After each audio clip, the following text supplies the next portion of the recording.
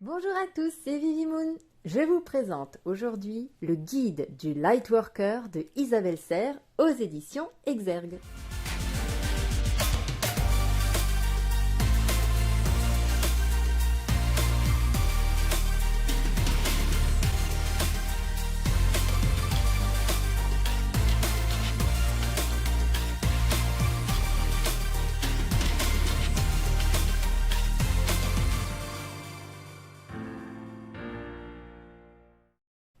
Que dire de ce livre, à part que 1. C'est un pavé, et que de 2. C'est un must-have. Franchement, il est génial, simple, ludique, pratique, et en plus, il traite vraiment d'un panel de sujets extrêmement large dans tout ce qui est l'univers du spirituel, de l'ésotérisme, etc. Donc c'est vraiment une Bible. Isabelle Serre est très connue quand même pour ses oracles, puisqu'elle en a fait quand même pas mal, et pour son travail, bien sûr. Donc là, on va se concentrer sur ce livre qu'elle a sorti. Enfin, il est sorti déjà il y a quelques temps. Moi, je l'ai depuis l'année dernière, mais ça fait déjà un petit moment qu'il est sorti. Et voilà, comme vous voyez, ici, on parle des chakras, on parle de l'astrologie, de la lignée karmique, de la numérologie, de la lunologie, enfin bref, quelque chose de très large. Et en plus de ça, c'est très ludique, puisque nous avons des petites fiches récapitulatives accompagnées de 3 mini-oracles. Allez, on va commencer tout de suite. Donc on a un petit élastique pour nous permettre parfois de repérer notre page si on l'a oublié. Voilà. Donc là, moi j'ai la 4e édition, hein, donc vous voyez que ça s'est plutôt bien vendu quand même. Les couleurs sont très douces, ça se lit agréablement bien, c'est pas compliqué, ça s'adresse pas à un groupe, à des initiés ou voilà, à une élite, hein, pas du tout. On parle vraiment de façon simple, comme à des amis, comme à quelqu'un à qui on a envie de faire découvrir cet univers. Voilà, donc qu'on soit débutant, confirmé, peu importe, ce livre nous apporte forcément quelque chose, parce que y a pas, tout le monde n'a pas des connaissances dans tout, hein. Enfin, ça peut arriver, mais en règle générale, voilà, on est plus concentré sur un ou deux domaines. Là, c'est plutôt quand même cool, parce qu'on a un peu de tout, par chapitre. Donc par exemple, là, on a le chapitre 1, à la découverte de moi-même. Et on parle donc de la découverte de la lignée karmique, du chemin de vie, de l'astrologie, des vies antérieures, des annales akashiques, et voilà, et un tirage des mémoires akashiques qu'on a en plus. En chapitre 2, on a ma situation actuelle, le cycle karmique et l'instant présent. En chapitre 3, on parle de quelle connexion avec mes émotions. Donc la lune dans les signes, les cycles de lunaison, l'hypersensibilité et les émotions. Chapitre 4, on a mes énergies avec les chakras, les corps énergétiques, l'aura. Voilà, donc à chaque fois les types d'énergie qu'on peut avoir. En chapitre 5, ma relation avec les autres, les relations karmiques, les relations toxiques et l'effet miroir. Et à chaque fois, c'est découpé en mini sous-titres en fait. Voilà. Ensuite, en chapitre 6, on a mes guides. Donc on a les anges, les archanges, les oracles, puisque les oracles, c'est des guides également, les animaux totems, l'inconscient, le rêve et sa symbolique. Au chapitre 7, on a ma force spirituelle avec le magnétisme, le pendule, la médiumnité, l'intuition et la lithothérapie. En 8, ma force intérieure, la loi de l'attraction, le lâcher-prise, le pardon, la méditation, l'ancrage, l'amour de soi, les voyages astraux et la création de mon propre rituel. Voilà, petit guide pratique également. En chapitre 9, mes phases sombres, on tape dans le dur là. À quoi correspond ta partie sombre? Les émotions négatives, la nuit noire de l'âme, le test de l'univers, l'ego spirituel, le mental, la dépendance aux autres, karma familial et mémoire transgénérationnelle, et les blessures de l'âme. En chapitre 10, on a le soutien urgent. Ça, c'est quand on est un peu dans une situation un peu critique, très très limite. On a des mantras d'urgence, une méditation 911, elle appelle ça, et des mandalas. Voilà. En chapitre 11, on a un bonus, un tableau de visualisation, un carnet de ressenti, et en annexe, voilà, lexique, bibliographie, remerciements. Et on a les fiches récapitulatives de, voilà, quand parfois on n'a pas envie de se replonger dans tout le livre pour dire, ah mince, c'était quel chapitre, j'en étais où? Eh bien, on a ces petites fiches récapitulatives avec les lignées karmiques, les calculs du chemin de vie, de l'objectif, voilà, les cycles karmiques, la lune dans les signes, équilibrer ses chakras, ses guides, sa force intérieure, etc. Et 3 petits oracles à découper soi-même. Voilà. Un sacré programme, hein, je vous le cache pas, quand même. Hein. J'ai pas encore fini de le lire, mais c'est quand même super sympa parce qu'on a vraiment quelque chose d'épuré, de propre, de clair. C'est très très joli. Et comme je vous l'ai dit, la façon dont on s'adresse à nous, ce ne sont pas des termes compliqués ou qui vont nous sembler totalement abstraits ou carrément sur une autre planète. Hein. Non, non, non. On est dans quelque chose qui nous parle bien, enfin je pense, c'est vraiment un livre de développement personnel, en plus de nous en apprendre davantage sur les différentes catégories que peuvent traiter la spiritualité. Donc c'est un super combo, c'est un tout en un, j'ai rarement vu un tout en un pareil. Un combiné narguilé et cafetière qui fait aussi les pommes de terre frites. Voilà, et vous voyez ici, chaque chapitre a sa couleur, donc on peut s'y retrouver facilement. On a des petits tests aussi, voilà. Es-tu connecté à ta spiritualité? On répond aux questions et à la fin, on a un petit résultat et on voit si oui ou non on est connecté à notre spiritualité, qu'est-ce qu'il faut faire pour s'aider, voilà. Toutes ces petites choses. C'est vraiment le côté on t'apprend des choses, mais il y a un esprit pratique, un esprit ludique, quelque chose avec lequel on s'amuse. Que dire si ce n'est qu'il est super cool. Enfin voilà, même entre copines, je veux dire, on peut s'amuser quoi. Hein. Vas-y, dis-moi, t'aurais répondu quoi toi? Sans blague, hein, comme moi, génial. Tu sais qui est-ce qui m'a téléphoné hier? C'est pas vrai. Bon bref, voilà. Voilà. Il y a aussi des petits QR codes avec des méditations, voilà, sur certains thèmes. Donc voilà, avec votre téléphone, vous flashez le code et puis vous aurez accès à ces méditations. Il y a vraiment de tout. Hein. Et pour un prix, alors attendez que je me rappelle, oui, 29,90 €. 14 290, c'est plus. 14 295, c'est plus. 14 299. Pour tout ça, je trouve qu'on est pas mal quand même. Hein. Voilà. Donc, on va pas tout lire, mais par exemple, regardez, dans les lignées karmiques, on a, par exemple, la chamane. On a le dirigeant. On a le conquérant, oui, c'est ça, le conquérant de la guérison. Voilà. Ensuite, donc il y a des calculs à faire simples hein, pour définir son objectif de vie. On y croit ou on n'y croit pas, hein, mais en faisant ces petits calculs, on peut trouver un petit peu quel est son chemin de vie, enfin notre mission sur Terre.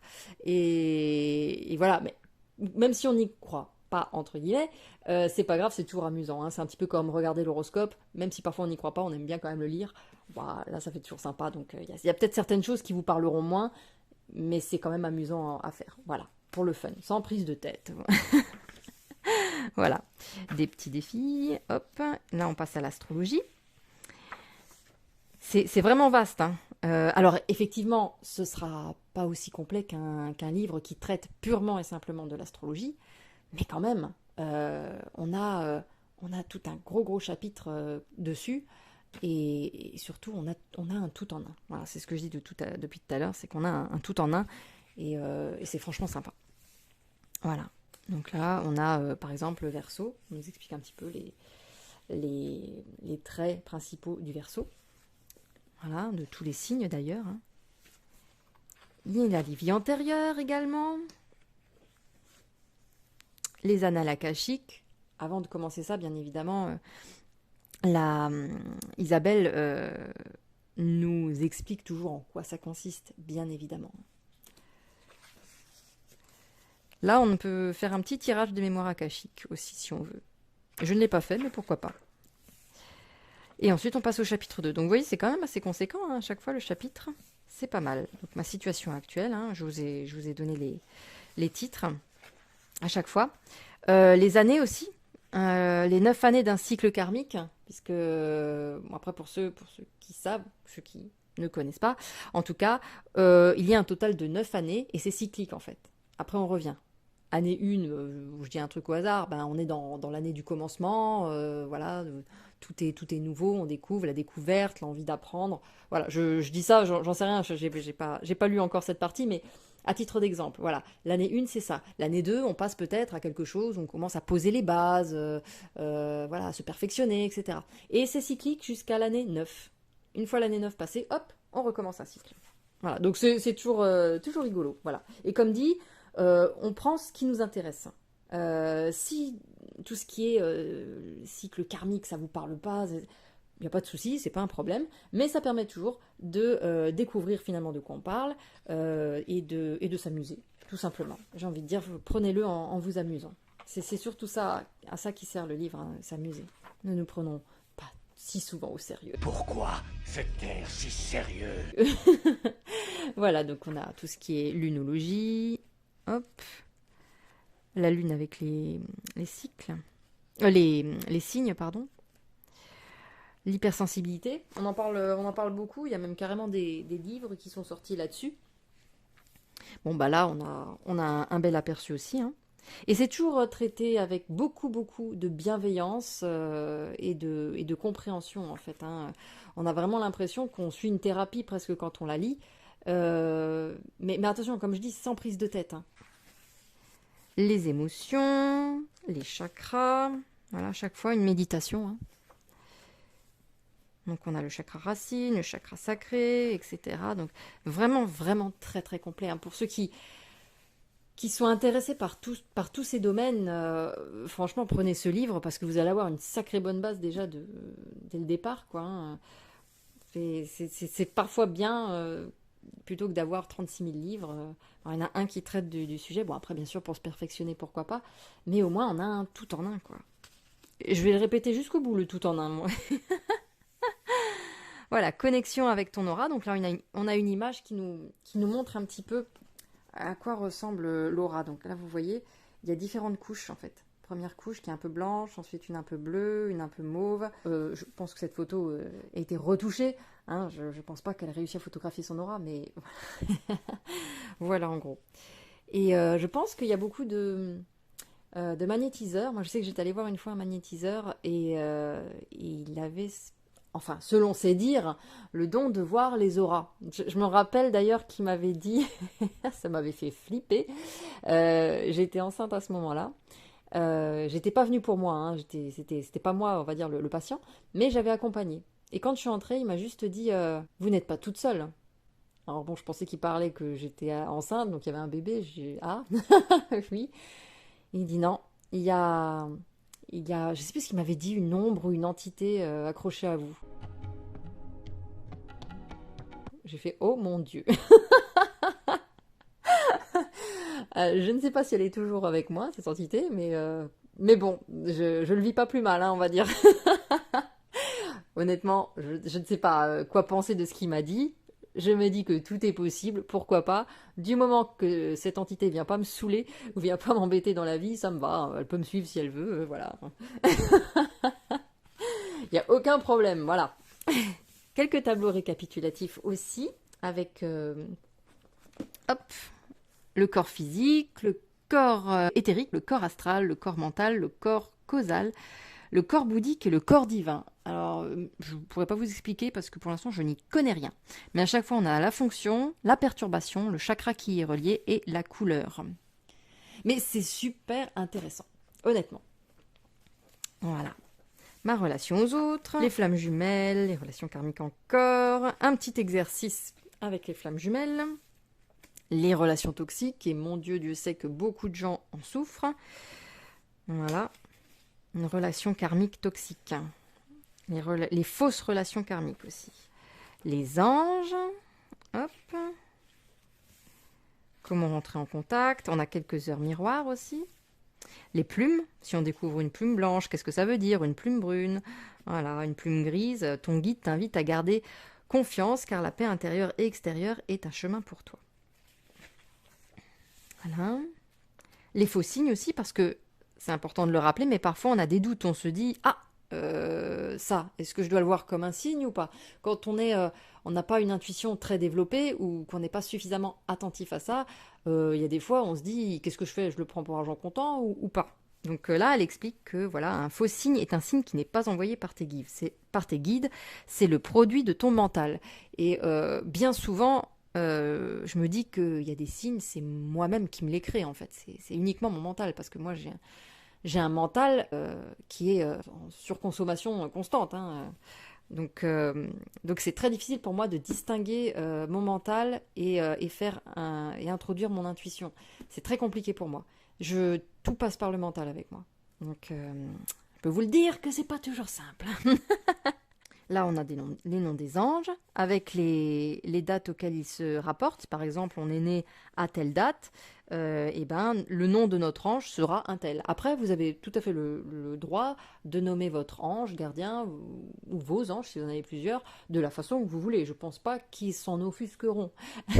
Mais en tout cas, voilà, on a un tableau qui existe, qui a le mérite d'exister, et si vous savez pas trop comment appeler votre ange gardien, pourquoi pas, encore une fois en s'amusant, découvrir le nom de votre ange. Voilà, les archanges, protection, rituel. Voilà, chaque archange à quoi il correspond. Raphaël, ange de la guérison. Sa mission est de te guider vers une libération énergétique. Il est là pour que tu puisses créer un lien positif avec ton corps physique. Voilà, simple, efficace.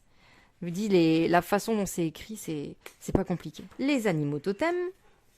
Explication de chaque animal et de sa symbolique. On a le panda qui représente la solitude, la méditation, les frontières, le scorpion, la biche, le porc-épic, le griffon, la cigogne, le lapin, le sphinx, l'escargot, la pieuvre. Voilà. Et après, on en a d'autres, la tortue, le taureau, le cerf, l'araignée, etc. On en a plusieurs. Et ils sont classés par groupe. On a un groupe de la posture, le groupe de l'introspection, le groupe de la communication, le groupe de l'action et le groupe de la transformation. Voilà, dans les animaux totems. On a test pour découvrir ton animal totem et ton animal de pouvoir. Voilà, si on ne le sait pas, on peut le trouver comme ça. Après, si vous avez envie que votre animal totem soit un loup parce que vous adorez les loups, j'ai envie de dire, qu'est-ce qui vous en empêche? L'inconscient, le rêve et sa symbolique. Donc là, c'est tout ce qui est en rapport avec nos dons, nos capacités que l'on a et qu'on développe et qui sont propres à nous, hein, le magnétisme, voilà. On a l'ancrage, la protection, ça c'est vraiment relatif à soi. Exercice de connexion magnétique. Créer un rituel d'auto-soin, par exemple. On a quelques idées. Ça aussi, avec les mains, quand on se concentre et qu'on met ses mains autour d'un fruit, potentiellement on peut soit lui donner de l'énergie, soit carrément lui envoyer du négatif. Hein. Ils avaient déjà fait des expériences comme ça. Certains reportages, j'avais vu où il y avait un groupe de personnes qui parlaient à des plantes, leur envoyaient plein d'eau positive, beaucoup d'amour, et les plantes étaient très réceptives à... Alors, je ne sais pas si c'était un magnétisme ou à l'ambiance ou ce que dégageaient les personnes, mais ces plantes-là grandissaient et de belle façon. Et tandis que les autres qui balançaient des méchancetés ou voilà, n'envoyaient que du négatif. Défense de rire et défense de pleurer. Je vais te mettre au pas, moi je vais te dresser. Les plantes avaient beaucoup de mal à pousser, voire certaines étaient en train de crever, quoi. Donc il y a quand même un lien entre ce qu'on renvoie à l'autre. Et de toute façon, je ne vois pas pourquoi ce serait différent avec les végétaux, les plantes, puisque ce sont quand même des êtres vivants. Enfin, des êtres vivants, oui, c'est vivant, quoi, quand même. Donc, quand entre êtres humains, on se dit des méchancetés, des vacheries, automatiquement, en règle générale, ça nous touche quand même. Hein, c'est pas quelque chose qu'on aime recevoir. On le ressent dans son cœur qu'il y a comme un peu une ombre au tableau. Ça nous met peut-être de mauvaise humeur. Peut-être. Et c'est pareil pour les plantes. Quand on leur dit des belles choses, elles sont contentes. Et puis quand on leur dit des méchantes choses, elles font la tête, quoi. Donc c'est pareil. Donc ça ne me surprend pas. Et même, je dirais que ça m'étonne qu'on n'ait pas compris cela plus tôt. Ou alors qu'on ait oublié ça. Voilà. J'ai trop parlé, désolée. Par la maman. Le pendule. On a quelques bases de pendule. Comment le choisir, je pense, hein, aussi. Comme dit, je ne suis pas arrivée jusque-là pour l'instant. Les différents pendules qui peuvent exister, en tout cas quelques exemples. Voilà. Apprentissage du pendule avec l'exercice des spirales. Sa médiumnité. Hein, c'est sa capacité à communiquer, je pense, avec d'autres niveaux. Les canaux de médiumnité, par exemple, on a la clairsentience, le clair toucher, le clairaudience. Ça, c'est quand on a une hypersensibilité à quelque chose. Hein. Moi, je me suis toujours demandé si j'avais pas une sorte d'hypersensibilité, une sorte de clair. Comment je pourrais appeler ça? Clair-odorat. Parce que j'ai un odorat très développé. Et quand j'ai une odeur qui me rappelle quelque chose de fort, j'ai une capacité à presque d'un seul coup me projeter, pas dans un univers, hein, j'irai pas jusque là, mais à presque oublier tout ce qu'il y a autour de moi. Ça m'est déjà arrivé très peu de fois, mais ça m'est déjà arrivé, et c'est assez surprenant en fait, c'est assez surprenant. Mais ça ne se passe qu'avec des odeurs, je dirais. Voilà. L'intuition. Qu'il faut que je travaille, parce que je n'en ai pas assez, en tout cas je ne l'écoute pas assez, ça c'est sûr. Développer son intuition, quelques exercices, voilà, on peut écrire dedans. Mon cahier de ressenti, voilà aussi, vous pouvez écrire. La lithothérapie, avec les pierres, les pendentifs, les bracelets. Quelques exemples, encore une fois, on n'est pas sur la bibliothèque des pierres semi-précieuses, hein, mais on a quelques exemples. En tout cas, les plus courantes, je pense. Ma force intérieure. Hop. Test de connexion avec sa force intérieure. La loi de l'attraction, principe et utilisation, toutes ces choses-là, le lâcher-prise. Comprendre les blocages qui empêchent le lâcher-prise. Pareil, beaucoup de tests à faire. Et qui peuvent bien nous éclaircir. Et si ça ne nous éclaircit pas, au moins on aura bien rigolé. Hein. La méditation. On avance un peu. Voilà. On a vraiment beaucoup d'aide. Hein. On ne peut pas dire qu'on ne saura pas faire. Parce que là, avec tout ce qu'on a comme élément, franchement, l'ancrage. Test pour découvrir si on est ancré ou non. Oh, je vous avoue que moi, je suis sûre que la réponse est non. Je ne suis pas ancrée. Enfin, pas tout le temps, en tout cas. Voilà. L'amour de soi. Les voyages astraux. Ça, je vous avoue. Alors, je dis pas que je n'y crois pas au voyage astral. Je me dis oui, pourquoi pas, tout est possible. Hein, de toute façon, il y a aucun souci avec ça. Mais j'avoue que c'est pas quelque chose que je tenterais. Ça me ferait trop peur. Je sais pas pourquoi, j'ai cette impression que je ne reviendrai pas dans mon corps.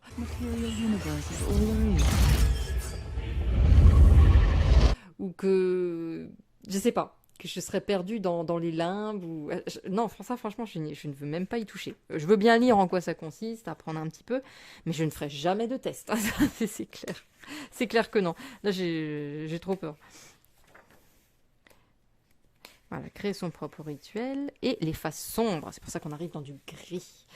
Voilà, tout ce qui est un petit peu... quelle est notre partie sombre, hein. Anakin a basculé du côté obscur. Les émotions négatives que l'on peut avoir ou auxquelles on peut être confronté. Par exemple, tu as une pensée trop manichéenne, ou alors tu prends des décisions hâtives, tout est vécu sous un filtre négatif, tu as l'impression que tout est contre toi. Donc voilà, il y a tout ça. La déception, la frustration, la solitude, la tristesse, tous ces éléments voilà, qui nuisent un petit peu à notre... Alors, je dirais pas que ça nuit à notre évolution, au contraire, parce que je pense que si on ne les vivait pas, on n'évoluerait pas.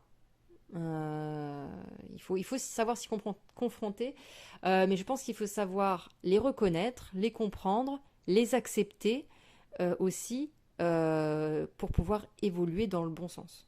Par contre, si on reste enchaîné à ça, si on reste bloqué là-dedans, oui, effectivement, on tourne en rond. Mais il faut... de toute façon, c'est comme tout. C'est comme quand on a une maladie grave. Ce n'est pas en restant enfermé dans sa solitude et à ne rien vouloir connaître de ce qui nous arrive qu'on avance. Je pense que, à l'image de ces émotions-là, et de ce qu'on vit, des moments difficiles qu'on vit, et comme pour une maladie, plus on en sait, mieux on peut comprendre et mieux on peut accepter. C'est même... j'ai un autre truc qui me vient en tête, c'est... alors pour certains, peut-être pas pour tous bien sûr, mais quand j'étais plus jeune, je n'aimais pas les araignées, j'avais peur des araignées. Cette créature m'épuise. Et je ne cherchais pas forcément à les regarder, à les comprendre, non. Et puis, en grandissant, finalement, je me suis intéressée à ces bêtes. Alors, je n'irai pas jusqu'à dire que je les prends dans mes mains non plus, mais quand il y en a une sur le mur, maintenant, je ne crie pas, je ne hurle pas, je prends un verre. Déjà, je ne les tue pas, je ne peux pas tuer les bêtes. Je la mets sous un verre, je glisse un carton en dessous, hop, et puis je vais la jeter dehors. Mais avant de la jeter dehors, pendant quelques secondes, je la regarde en fait. Je regarde tout chez elle, ses yeux, ses pattes, et je la regarde comment elle évolue. Et en fait, ça devient presque amical. Hi, my name's Lucas. Hi, oui.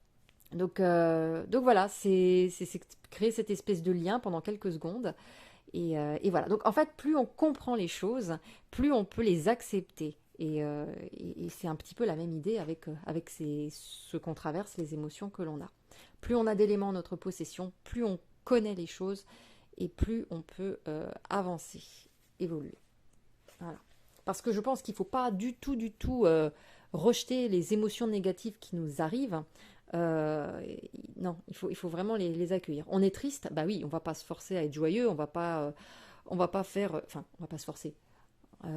Oui, bon, pas parfois les circonstances font que on va pas montrer aux gens notre tristesse tous les jours, bien évidemment. Mais là, je parle pour soi-même, c'est-à-dire ne pas ravaler sa tristesse en me disant mais j'ai tout pour être heureuse, j'ai pas à être triste. Non, on est triste à ce moment-là, c'est une phase. On l'accepte, et plus vite on l'accepte, j'ai envie de dire, et plus vite elle s'en ira. Voilà, j'ai presque envie de dire ça. Donc, comprendre pourquoi d'un seul coup on est triste, parfois on ne le sait pas, hein, il y a des moments où on est là, on dit, je suis triste, mais je ne sais pas pourquoi. Qu'est-ce qui m'arrive? Bon, il faut accepter que on est dans cet état-là, il y a peut-être une raison, et même si on ne la comprend pas tout de suite, c'est pas grave, on ne va pas se mettre la pression, on finira bien par comprendre à un moment donné, et puis voilà. Et puis on laisse passer, ça voilà, on va changer d'état. Et puis si on sait par contre pourquoi on est triste, c'est très bien, tant mieux. Comme ça, on peut peut-être trouver des solutions ou bien trouver un moyen de l'apaiser, peut-être, sans pour autant tout de suite la faire disparaître d'un seul coup, mais peut-être l'apaiser. Voilà, donc plus on en sait, mieux c'est. Et j'ai encore une fois beaucoup trop parlé. L'exercice de la nuit noire de l'âme. Oula, là, on tape dans le dur, là. Le test de l'univers, je ne l'ai pas fait. Mais ça doit être quelque chose. Voilà, questionnaire pour t'aider à comprendre ce que tu es en train de vivre. Voilà, le mental. Alors bon, le mental, ils l'ont mis dans le côté un peu sombre, parce que le mental a tendance à nous jouer des tours et à un petit peu trop s'imposer. Après, je vous avoue que... malgré le fait que mon mental a tendance à étouffer mon intuition, je ne sais pas pourquoi, mais... Enfin, je ne sais pas pourquoi. J'aime le mental. J'aime mon mental, j'en ai fait un pote. Hein. Oui, si, je m'en suis fait un pote. Ouais, yo. Et c'est peut-être pas une bonne chose, je m'en remets peut-être trop souvent à lui, mais c'est un copain, quoi. Donc... Et ouais, voilà. J'ai pas forcément envie de rejeter mon mental. Le calmer de temps en temps et lui dire, écoute, laisse la place aux autres. Oui, pourquoi pas. Mais il a son importance pour moi. La dépendance aux autres, ça par contre, c'est pas bon, hein, la dépendance. Enfin, c'est pas bon. C'est ce que j'ai expliqué il y a pas très longtemps à mon fils. Surtout quand on est enfant, on a tendance à être... à vouloir avoir l'approbation des autres en face, puisqu'on existe presque à travers le regard des autres, puisqu'on n'a pas encore assez d'amour de soi, on ne se connaît pas encore assez, on n'a pas assez confiance en soi pour pouvoir s'affirmer. Donc qu'est-ce qu'on fait? On s'affirme à travers le regard des autres enfants. Et malheureusement, souvent, le regard des enfants n'est pas toujours très bienveillant, hein, malheureusement. Ils n'hésitent pas à se mettre des coups. Et je lui disais, il faut que, oui, avoir des amis, c'est super. C'est bien, franchement. Je te souhaite que tu en aies. Alors, pas forcément beaucoup, mais en tout cas, des amis de qualité. Par contre, j'ai dit, il ne faut pas que tu vois les amis comme une bouée de sauvetage. Parce que je me suis dit, il faut que tu apprennes que même en vivant seul, au cas où parfois certains ils se retrouvent seuls pour X raisons, hein, soit parce qu'ils le veulent, soit parce que les circonstances de la vie font que, mais il ne faut pas qu'en étant seul, on ait l'impression qu'on se noie, qu'on est perdu, que notre vie n'a plus aucun sens. Voilà, c'est ça le danger. C'est-à-dire qu'il faut que les amis soient une plus-value, un élément positif en plus. Mais que si les amis ne sont pas là, certes, c'est un peu triste, mais on arrive quand même parfaitement à vivre. Et c'est ça que je voulais dire, c'est que si tu n'as pas d'amis ou peu d'amis, il ne faut pas que tu te sentes noyé, en fait. C'est une façon, je pense, de pouvoir pas survivre, mais vivre sans avoir cette dépendance absolue et affective des autres. Et il en va de même pour l'amitié, mais pour l'amour, hein, on est d'accord. Hein. Une dépendance trop forte envers l'autre, c'est qu'il y a forcément un problème chez la personne qui développe cette dépendance. Hein. Parce que, je parle pas forcément des gens qui ont vécu 40, 50 ans ensemble et qui ont toujours été ensemble, et puis quand l'un décède, l'autre malheureusement n'arrive plus à vivre sans. Là, il y a quand même, c'est pas la même chose, il y a une espèce d'idée de quotidien, de quelque chose qu'on a vécu et maintenant on lâche d'un seul coup. Il faut réapprendre à vivre seul alors qu'on a été ensemble pendant si longtemps. Il faut réapprendre à vivre tout seul, et quand on a un certain âge, je pense que c'est pas évident. On n'a peut-être plus cette capacité-là. Donc là, je parle uniquement de dépendance qui est peut-être plus fraîche, on va dire. Voilà. La méditation 911, hop, on scanne, on flash, et puis voilà. Le mandala qu'on veut colorier, si on a besoin, voilà, quelques mandalas. Pour conclure, les chapitres bonus avec un tableau de visualisation. Ça, je pense que c'est ce qu'on doit faire nous-mêmes. On colle un petit peu ce qu'on veut. Le carnet de ressenti, hop, les annexes, voilà. Et pour finir, derrière, on a les fiches récapitulatives. Voilà, c'est des petites fiches comme ça, hop, toutes sympathiques. Là, on a la fiche récapitulative sur les relations, sur ma force spirituelle, voilà, vraiment tout résumé en fait. Voilà, un petit peu comme des annales de bac. Et on a aussi, attendez, je ne vous ai pas montré, parce que du coup je fais un peu vite. Hop. Aussi quelques cadrans pour faire du pendule. Voilà. Il y en a plusieurs. Certains, je les ai mis de côté parce que je les utilise plus souvent. Mais voilà, on a quelques cadrans supplémentaires pour s'initier au pendule. Et hop, ça c'est fait. On a également les petits oracles que j'avais déjà découpés, bien sûr. Le premier oracle, c'est l'oracle Mes âmes.